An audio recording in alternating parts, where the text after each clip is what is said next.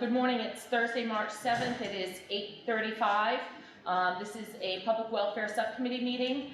Just to explain, we are starting 5 minutes late because there was a traffic backup on West Broadway, and it took us a few minutes to get to the Gardner Municipal Airport, which is where we're meeting today. For the record, I just want to show that all members of the Public Welfare Subcommittee are present. Councilor Brooks, Councilor Journal-Owitz, and Councilor Mack. The department updates today will be the Airport Commission, the Golf Course Commission, Greenwood Pool, and the Disabilities Commission. I did not receive anything from the Historical Commission, nor did they respond to the invitation to attend the meeting last week or this week. How we are going to proceed again with the Public Welfare Committee meetings is there'll be updates sporadically, unless there's something that comes to the subcommittee meeting that needs to be addressed to the whole council, then we will definitely plan and hold a meeting. The next planned department updates will probably be towards the end of the summer, early fall, because our next meeting with the subcommittees will be in May for the FY25 budget presentations. So this morning with us, we're going to start with the Airport Commission, and we have Isabel Davis with us. Hi, good morning. So I have been here for 1 year as of February 1st, and when I first got here, we have a very small budget here at the airport, and these two rooms were dark, gloomy, asbestos tiles on the floor, smoke damage on the walls and the ceiling, and just not inviting to the public. And so one of my thoughts was to get this renovated. We need to get the public to come in.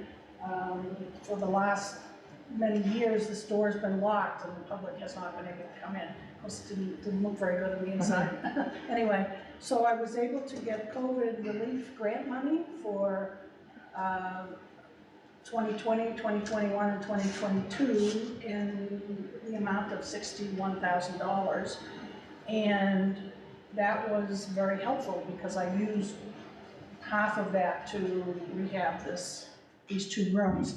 And my thought was to increase the revenue at the airport, which we should do. You know, we want to stand on our own, we want to increase the revenue. So in order to do that, here's a room here that can now be rented. My thought is what I would like to have is a little restaurant here, or a flight school or something else. A flight school would bring the younger people in, a restaurant would bring the pilots in. You know, they would come in like they used to do at Fitchburg. Fitchburg we were just talking about this, Fitchburg used to have its own restaurant, and then they redid the building and the restaurant went away, and everybody said, where did the restaurant go? Everybody came, it brought revenue to the airport. They fly in, they come in and have breakfast. Oh, I need gas. They would go and fill up with fuel, and so, you know, each point is a source of revenue. So what we would like to do is bring the public in, bring more airplanes in, bring more people in, bring more young people in, and get this moving. I just personally will say, since I've last seen the inside of this building. Did you see the inside? I did see it. It was in very, very poor condition, and it looks great. It doesn't have the yellow smoked stained ceiling and everything. Before I leave today, I just want to check out, the bathroom was really in horrible condition. We have hot water now. Wow. First time in 50, 60 years, hot water. Yeah. It's amazing. Yeah, this was rotted and falling down, this room. We had to reuse the same windows, but that's okay. It's Right. new and improved, and we like it. How many private planes are housed here? 13. And then we do get flight school traffic from Fitchburg, from Worcester, and from Orange. They come over and they'll practice, and then they'll go back. I think that it's important for the residents to know that I think there's a perception maybe that not a lot of people use the airport, and money is being put in for just a few. But a lot of the money that has put into the airport is federal funds from the FAA. 97%. Yes, and you know, to redo the runway and everything. And this is a valuable asset to the city. It's a valuable asset to the federal government that they have places between Boston and Manchester and Worcester. And I'll age myself here, but growing up here in the 60s and 70s, this was a very active airport. We used to come here on Saturdays and park and just watch the planes come and go. It was just something that, people did. I know a couple people that had private planes, one being former Mayor Manka. And I remember once him flying us when we were little up to Keene for ice cream. Because people used to fly up there because there was a restaurant there. And an old, very well-known former citizen, Westminster, Porter Dolly, was coming in and out of here all the time. So it is a very valuable asset to the city, and people need to realize that there's so much that could be done here. Even just the expansion of better facilities for the people who use this flying in. We talked about, a better bathroom option, that if the building's closed, that they can use it. It was locked for years, and people couldn't get in. Tenants told me, we can't use, there's no bathroom in their hangars, so. And one man told me recently that his wife wouldn't come with him because she couldn't use the restroom. Now it's open, and he thanked me for, letting it open, and they come in. And when you get off an airplane, the first thing you want to do is, go to the bathroom, Exactly. get a cup of coffee, and sit for a few minutes, so. So I just want to, I just want to also commend the members of the Airport Commission, because they're a very dedicated group, and they're very committed. A long time. Yes. And they've been there a long time, and it's a passion, it's a calling. These people volunteer a lot of their time and efforts, and they deserve a lot of credit for maintaining this. Ken Bonk gave, almost 4 decades to this airport. So I think it's important to recognize that. Councilor Jarlowitz? A few weeks past, Congresswoman Trahan and the FAA were here. Can you talk about the improvements they came to kind of celebrate at that time? Yes, so it's been 30 years since the runway has been done. New runway, new taxiway. The taxiway is in the foreground. All the lights were replaced with LED lights, which gives us a cost reduction, hopefully. It's brand new. And like Judy has said, the federal government has paid for most of this, very little from the local share, but that's all new. And they put a new electric vault there. It has its own environmental system. And we're very happy that it's there. And it's very smooth. Before it was, had cracks in it, and it was quite old, and now it's all brand new. And I wanted this interior to be done at the same time as the runway was done, and it is. And now we can start ramping up. Wonderful. Councilor Brooks? Thank you. Isabel and I talked a little while you folks were in the traffic jam, and my experience had been down in Pittsburgh, which is a much bigger airport and so on, but similar issues, if I could say it that way. And the one thing Isabel talked about some of her ideas and goals and things, and I just put a little note of caution in there that this is a municipal airport, and so there are rules that have to be followed in doing things. And I think they're great ideas.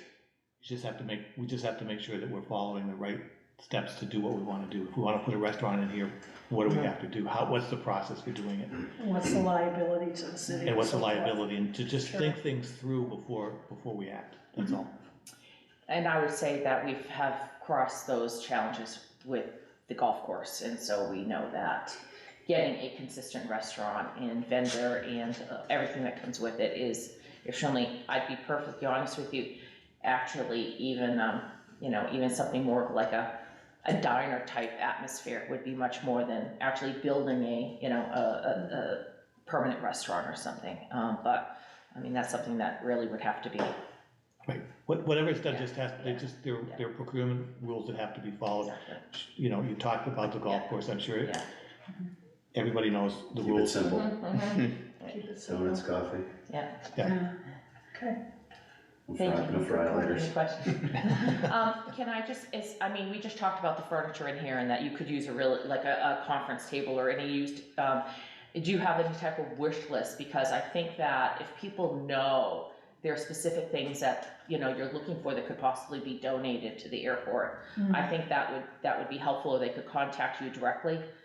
Because there are businesses that replenish their office equipment, and, you know, that's when my experience with the school department, that's how the high school got all of their new conference tables, were through Simplex and other corporations that were just replacing things or closing. They got their filing cabinets, so, you know, just surplus. So I, you know, even, you know, use business, you know, furniture stores, but I just want to put out there that if there's something you need, please, you The know. conference table to go right here would be amazing. That Mhm. would be amazing, and maybe matching chairs. Yeah. And then a desk in the back room where we have, we're gonna be having a laptop, like, control panel that controls the lights and so forth, and that's gonna go in the back room. And I'm doing a grant application for a new furnace, so that furnace is, was put in the 40s, I believe, and it's doesn't do the work. Out here is cold, Right. back there is warm, and so there is grant money if my application is accepted to replace that furnace, which we need. And that's a substantial expense, so that's, yeah. Yeah, around 29,000 to replace an oil, you know, fired hot air furnace, and then we put in new ducts and so forth, so it would help to make this better. All right, thank you. So if anybody has anything, you can reach out to Isabel Davis. Her email's on the City of Gardner website and her contact information, because again, whether it's the senior center or any other, you know, donations are always needed and widely accepted, and it helps maintain the facilities and cut down costs. So thank you very much. Thank you. Thank you. The next is the Golf Course Commission. Bill Frank, and out of respect for transparency, Councilor Jordan-Lowitz is a member of the Golf Course Commission, so I just want to make sure that's known at this meeting. So, Bill. I'm only gonna give meetings in this chair from now on. It's the best. This is pretty good. If you look outside right now, that's a good thing. This is the first week of March and there's no snow on the ground. So I know there's one person in the room who'll probably be excited. On Monday, we are opening the pro shop and the driving range, which is historically early for the golf course. In the 15 years that I've been there, I think we've only opened the golf course twice in March. And before that, it's still probably on this hand right here, how many times you can count. We are shooting for the week of the 18th, 25th. That's all weather dependent. I'm gonna say that again. Because wet is a problem. We wanna get people out, even if it's walking, even if it's on temporary greens. It gets people buying memberships earlier. It gets them excited about it. And it's kind of fun to say we opened up in March in New England, in northern Massachusetts. So that's kind of the really, really good stuff that we've got going on right now. As far as budget, the budget's gone up as far as expenses this year. Our indirect cost has gone up about $35,000. We've got a couple different projects going on. One is about another $35,000 project down in the pump house at Crystal Lake, just maintenance stuff. But because of the sensitivity of the area, it's $30,000. Salaries, wages, obviously have gone up, everything's gone up. So that's the change in the actual budget itself. Every 5 years, we lease new golf carts. We do not own our golf carts, we lease them. So we've set up a new lease this year, and that lease package has almost doubled in price. Not quite doubled, but pretty close. To offset some of these costs, we've raised greens fees, nominal amount, but it's a volume thing, so it adds up, as well as cart rentals. Right now, we're kind of on par with where we should be financially. Memberships bring in a lot of money. That's why the earlier we can open up, that money we get up front to end the fiscal year at the end of June is a good thing. So fiscally, it looks like we're gonna end strong, like we did the last couple of years, even with the rain last summer. And as far as staffing, we're all set. I think we have the best staff in the world. I probably don't say that enough, but the reason the golf course looks the way it does and operates the way it does is because of the people who work there. So we're excited to open in March, which is gonna happen one way or another. But this is gonna be a good season. That's it. Is there any update on membership? Did they increase the fees for membership, or do they Nope. maintain? Nope, Okay. yeah, it's one thing we didn't wanna change. So that's excellent. So if you increase Green's fees, hopefully it will increase its membership, because you're better off just buying a membership than Absolutely. doing individual rounds. You know, if you're consistent, and I've said it time and time again, we're just so lucky to have the asset of such a beautiful municipal golf course. You know what I mean? It's, a lot of people think it's run like a private club, but it's just, it's, you know, one of the many great assets we have in the city. And it's probably one of the most positive things that came out of the pandemic, is to increase the membership and get people outside, and It's very pretty too. It's Must be a beautiful. lot it's of a beautiful course. animals and birds. We have most of our crew and the maintenance staff are retirees, and several of them worked in the prison system for a long time. Not the best place to work. When you see these guys the first year that they get to go out at 5:30 in the morning and a deer runs by and the sun's coming up and they're cutting grass, it's a pretty good place to be. Yeah, work in the prison for 30 years and then cut a fairway. And the golf course, the maintenance crew has always been a very dedicated, long-standing staff. A lot of them are in the school department, Yeah. who work there in the summer for years, and that, I think, they take a lot of pride in what they do. We hire Gardner people and we hire golfers. Yeah. So these guys, they don't make much money, they don't work many hours, so the paychecks don't reflect, but they care. And that's how we hire. We hire people who care first, and then we can teach you the rest. And you gotta be early morning. You've got you're in bed by 8. Really early morning, yeah. Councilor Brooks? That sounds good. I'm assuming, Bill, that financially the fund balance is okay? Yeah, we're a little over 600,000. Ooh, that's good, okay.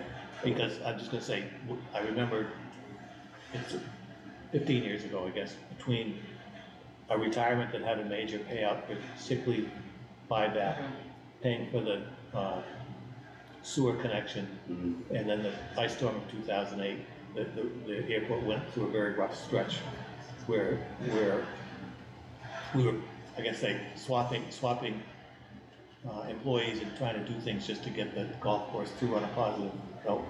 So I'm pleased to see that it's all come back and doing fine. Like Judy said, COVID, as bad as it was across the board, it changed the dynamics of the golf industry. We went from, I bet right before it hit, we probably had somewhere in 200, 300 memberships, and last year, almost 800. Wow. It forced people to go outdoors. It forced outdoor activities on a whole. It changed people's perceptions of what they do for entertainment. It forced people to try something new that they said, I like this. And certainly they never would have even tried it. So we're very fortunate.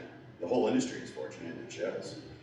And I have to say, like bringing in the state cross-country meets and what, it really showcases the asset of Gardner to people who come from all over, and some very affluent communities, to see what a beautiful course and facility that we have. I think that's important, is just, once you see it and you're out there, and you realize in a membership, for the summer, it's a great deal. It's a great deal. At the bottom line, it's a great deal. It's a great deal. It's about a 7th and 8th and 9th of what a true country club would be, regardless of where that country club is. There's places 15, 20 minutes down the road that are 6, 7 times more expensive that they're better. How much better? I just want to ask, and you might not be able to answer this, is the golf course contract, the restaurant contract continuing? Is there any change, do you know, with the restaurant? We've got inspections tomorrow, and the liquor license should be going through. It's the same proprietor, Antoniak, who should be coming back, and everything should be the same basically as last year, which is really, really good for us. It is, and it's something that hasn't been occurring in the more recent years. Consistency is good. It's extremely hard. It's an extremely hard thing. But I think the public has to know more that it's there. It's not just for the golfers. I mean, I went up many times, they have excellent food, excellent pizza, you know, things of that nature. I know it's, not being handicap accessible is probably the biggest downfall.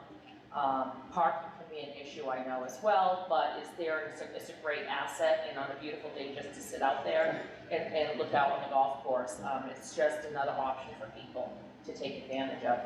Absolutely. Anything else, councilors? That's all. Thank you, Phil. Thank you. So the Greenwood Pool, Deb Pond, who's Director of Human Resources, is in charge of the Greenwood Pool in the Disabilities Commission. She had a conflict this morning, but she did send an update, so we'll start with the Greenwood Pool. The new filtration system installation was completed last summer and operated beautifully. The pool had to be shut down for a temporary period of time due to an incident involving the breaking of a pair of glass goggles in the pool. While shutting down the pool during the middle of the summer was not ideal, it allowed us to shut down the filtration system and restart it without complications. She's currently working with the head lifeguard, CPO, and facilities maintenance manager. We will commence planning for the 2024 summer opening, and that goes usually in coordination with the end of the school year, you know, when they open. We generally meet the first week of April to discuss staffing, the pool chemical and supplies order, and the opening date, which is usually the first day the school is out for the summer. Our staffing levels continue to be consistent. I anticipate the need to fill 2 or 3 vacancies due to some lifeguards transitioning into full-time positions outside of lifeguarding. I will post for these positions within the next week or 2. The spray park was inspected and startup instructions were provided for the staff. We anticipate opening the spray park at the same time we open for the season. I met with contractor purchasing director Josh Cormier at the pool last week to obtain a quote to replace the roof, reside the outdoor pool buildings. We received and provided a side quote to the Capital Improvements Committee. We are still waiting for a roofing quote as roofing subcontractor could not make the meeting. If anybody doesn't mind, I will just start with Greenwood Pool. I was gonna say, on the Greenwood Pool, the demo of the building, that's like. That's FY25, I believe, is sometime next year. Oh, it is? Okay. Yeah, that was my understanding. I thought it was sooner, but that's. no, all right. I thought it was next year. Did you I know know it it's, was I sooner? know it's not this No. fiscal year. I believe it's next year. Next year? The earliest, yes. Okay. Okay. A couple things about the outside pool. I did a tour there at the end of the season. I stopped by, talked to the lifeguards and the staff. I then met with the mayor because I do have some concerns about the outside pool. One being is the storage of the chemicals. And I think that, whether it's another storage shed or something, that has to be considered. There does need to be some repairs to the bathroom and stuff. I mean, it's the inside of the building, not a lot, but just some general maintenance and paint and a good deep clean would go a long way. The one thing is they work with a very old cash register. They only take cash. And I talked to people that wish they took other forms of payment, like Apple Pay or something, which is something that I think deserves consideration. Or even a season pass. Let people, you know what I mean, let them buy, you know, through credit card, let them buy a pass for this, a family pass for the summer. And there was, you know, I'm glad to see the spray park's gonna be up and running. A lot of money was invested in that, and that, you know, a lot of people have asked. I did, you know, the lifeguards are very dedicated to the outside pool. They could make a lot of money elsewhere. Lifeguards are very hard to get, and especially with the state, it's a very, you can, you know, there's some competitive salaries and out there, but they're there because they like it there. But on the other hand, they were very open about some of the suggestions that they would like to see. The Greenwood Pool is something that's another asset to the community. I grew up 7 houses from the pool. I have many fond memories and learned how to swim like everybody else. And it's a shame what happened with the main pool building. But we have got to maintain the outside pool. The buildings look horrible. I've asked for a couple of years. They need to be fixed. It needs to be redone. And if we can't maintain that, we've got to maintain it. We've got to bring it up to par. We've got to make it more attractive. One of the things which I will speak to Ms. Pond about, But just even walking into the gate, I would love to see a sign saying, Greenwood Pool, hours of operation, cost, if it's cash only, let people know before they walk in. And the other thing is, and I've had a lot of comments, the pool should have some Sunday hours in the summer. I mean, parents work, and if it's closed on Sunday, especially what we've experienced with the bacteria issues in the closing of Dunn Pond and not being able to swim there the last couple of years, there should, even if they have to close maybe on a Monday, or something, but there should be some Sunday hours is what I would like to see occur, even if it had, as we're going into the budget season, because it is a family asset. It's, we have to look at the services that we can offer to families in Gardner, and, I just want to invest the money and keep it up and maintain it and increase our services to families as much as we can, because we cannot go backwards. We've already been there with the pool situation. So that's just my 2 cents worth on the pool, because it's just something that I think that, with all the new developments in the city and the new parks and stuff, I think it's something that we can't let it fall down on the list of priorities. So that's just my, Councilor Brooks? All set, thank you. Okay. Councilor Jordan? Nothing else, thank you. All right, thank you. So hopefully, I think those things will be addressed. And Disabilities Commission. New members to the Disability Commission have been appointed by Mayor Nicholson. New and returning commission members have been sworn in. There are 2 more members to be sworn in, which will put the commission at 6 members, 1 shy of a full commission. And I just want to say, this is the first time they have a full commission, I believe, way pre-COVID. They are going to meet Wednesday, March 13th at 1 a.m. at the Levi Hayward Memorial Library. If anybody has any questions, feel free to contact her. Any questions on the Disability Commission? Nope. I'm excited to see this up and running again. It has been not meeting for quite a few years. I think this is a population that needs to have a voice, and within the city, and one of my other concerns, of many concerns I have in the city, is to make sure we are servicing our disabled people, especially with access to businesses and parking downtown. And more so than, I know if you have a handicap placard, you can park for free, but my thing is having accessible spots that reduce people's physical demands, that they have to walk far to go to a store. And I'm hoping that whatever the parking situation with parking meters or kiosks or whatever the new fix is going to be will help with that. But I think that, as a person who has a disabled parent, whether somebody's legally blind or physically disabled, it's just a population that we can't forget, that we have to represent. So that's just my concern, and I'm glad to see them up and running. So, lastly, before we go to council concerns, the next meeting will be, I believe it's March 26th at 8:30. It will be in council chambers. It will be the Montechusett school budget presentation to the welfare subcommittee. For scheduling purposes, in the, with the budget presentations last year, it was not able to occur, but we did want to get it scheduled this year. And on April 30th, the Gardner Public Schools this year will do a pre-budget presentation to the subcommittee that will be held at the new superintendent's office at the former Elm Street School, so we can also see their new office area, and it will allow the subcommittee to ask questions before the budget is presented to the full council in May. So, any other council concerns? None at this time? No. I will entertain a motion to adjourn. So moved. Second? All in favor? Aye. So, thank you for attending today. Thank you. Thank you. Thank you for the updates. Thank you.